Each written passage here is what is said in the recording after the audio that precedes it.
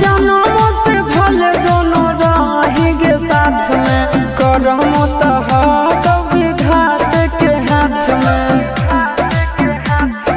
कन्हैया से मिल जाते हमारा तो मंगल तियल कान के है याद सोना, मंगल तियल कान के जोड़ी है बनावल भगवान के, दोस्त न है इंसान के है याद सोना, दोस्त न है भगवान के, जोड़ी है बनावल भगवान के, दोस्त न है इंसान के है याद सोना, दोस्त न है इंसान के।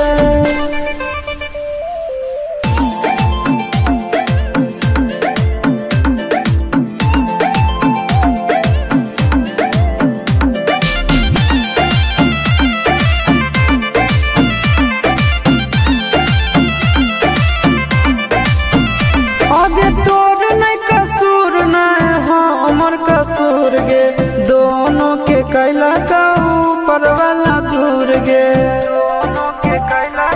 ये सोना आगे तोर नहीं